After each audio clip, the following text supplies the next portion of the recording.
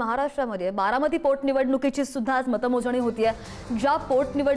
जी पोटनिवडणूक अतिशय प्रतिष्ठेची केली गेली होती, त्या बारामतीच्या पोटनिवडणुकीचा निकाल आज लागतोय। मतमोजणी केंद्रांवर त्याच पार्श्वभूमीवर जय्यत तयारी केली जाते। मतमोजणी केंद्रासाठी 300 कर्मचाऱ्यांची नियुक्ती केल्याचं कळतंय आणि दिवंगत उपमुख्यमंत्री अजित पवार यांच्या विमान दुर्घटनेनंतर बारामती विधानसभा पोटनिवडणुकीसाठी 23 एप्रिल रोजी मतदान पार पडलं।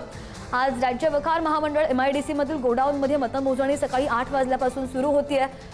पोस्टल मतपत्रिकांच्या मतमोजणीसाठी 6 टेबलची व्यवस्था सुद्धा केली गेलेली आहे आणि 300 कर्मचाऱ्यांची नियुक्ती या मतमोजणीवर केंद्रांवर केली गेली आहे।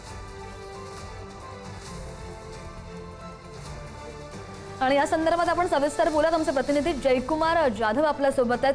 जयकुमार, आपण पाहिलं की किती चुरस होती या पोटनिवडणुकीसाठी, किती आटोकाट प्रयत्न केले गेले ही पोटनिवडणूक बिनविरोध व्हावी यासाठी, किती विनवण्या केल्या गेल्या, किती भेटीगाठी झाल्या आणि त्यानंतर आज अखेर हा निकाल लागतोय। निवडणुकीची तयारी पूर्ण झालेली आहे का? ताजे अपडेट्स। श्रद्धा, आज बारामतीच्या पोटनिवडणुकीची मतमोजणीची प्रक्रिया पार पडणार आहे। सकाळी 8 वाजता या मतमोजणीला सुरुवात होणार आहे। सुरुवातीला 6 टेबलवरती पोस्टल मतदानाची मतमोजणी सुरुवात होईल। नंतर जे 20 टेबल आहेत त्या 20 टेबलवरती उर्वरित ज्या मतदारांनी मतदानाचा हक्क बजावला होता त्यांच्या मतमोजणीला सुरुवात होईल। मी आता या बारामतीतल्या या मतदान केंद्रावरती, मतमोजणी केंद्रावरती त्या ठिकाणी मतमोजणीला थोड्याच वेळात सुरुवात होईल। आपण प्रेक्षकांना दाखवूयात की कशा पद्धतीने या ठिकाणी तयारी करण्यात आलेली आहे। या उजव्या बाजूला स्ट्रॉंग रूम उभारणी करण्यात आलेली आहे आणि यामध्ये मतपेट्या आहेत। थोड्याच वेळात या मतपेट्या बाहेर काढून पलीकडे ज्या ठिकाणी जी टेबलची व्यवस्था केली आहे त्या टेबलवरती या मतमोजणीला सुरुवात होईल। आपण बघितलं की बारामतीमध्ये एकूण 23 उमेदवार या निवडणुकीच्या रिंगणात आहेत। दिवंगत उपमुख्यमंत्री अजित पवार यांच्या त्यांच्या पत्नी सुनेत्रा पवार या निवडणुकीच्या रिंगणात उभे आहेत आणि ही निवडणूक बिनविरोध करण्यासाठी अतितटीचे प्रयत्न त्यांच्याकडनं केले जात होते। आपण बघतोय की या मतमोजणी केंद्रावरती पोलिसांचा देखील कडेकोट बंदोबस्त तैनात करण्यात आलेला आहे। कोणताही अनुचित प्रकार घडू नये याची संपूर्ण खबरदारी या ठिकाणी घेतली जात आहे। येणाऱ्या या मतमोजणी केंद्रामध्ये येणाऱ्या प्रत्येक उमेदवार प्रतिनिधी असतील किंवा या ठिकाणी असणारे कर्मचारी असतील किंवा अधिकारी असतील यांच्या सगळ्यांची या ठिकाणी एंट्री करून घेतली जाते। बरोबर, आणि त्याच पार्श्वभूमीवर आपण ही दृश्य प्रेक्षकांना दाखवतो। जयकुमार, ही निवडणूक विकासाच्या दृष्टीने जितकी महत्त्वाची आहे तितकीच भावनिक दृष्ट्या ही महत्त्वाची मानली जाते। सगळे ताजे अपडेट्स घेत राहू। धन्यवाद दिलेल्या सगळ्या सविस्तर अपडेट्ससाठी।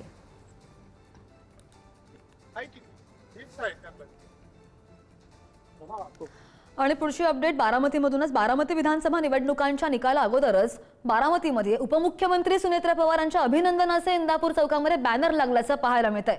या बॅनर्सवर सुनेत्रा पवार यांचा भावी मुख्यमंत्री असा सुद्धा उल्लेख आहे। राष्ट्रवादी काँग्रेसच्या पदाधिकाऱ्यांनी बारामतीमधील इंदापूर चौकामध्ये ही अशी बॅनरबाजी केलेली आहे।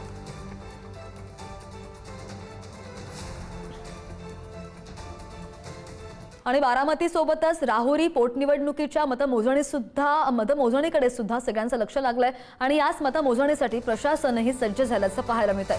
मतमोजणी ही 14 टेबलवर 27 फेऱ्यांमध्ये होणार आहे। सकाळी 8 वाजता पोस्टल मतदानानं ही मतमोजणी होणार असल्याचं कळतंय।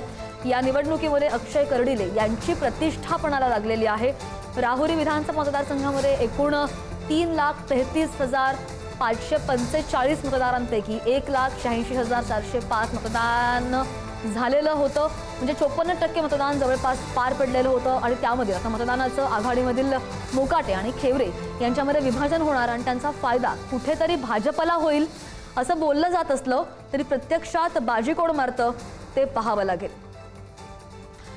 या संदर्भात आणखी जाणून घ्या आमचे प्रतिनिधी उमर सय्यद आपल्या सोबत आहेत। उमर, तयारी पूर्ण झाली आहे का? कारण की मला असं वाटतं फक्त अर्धा तासच बाकी आहे मतमोजणीला सुरुवात होण्यासाठी।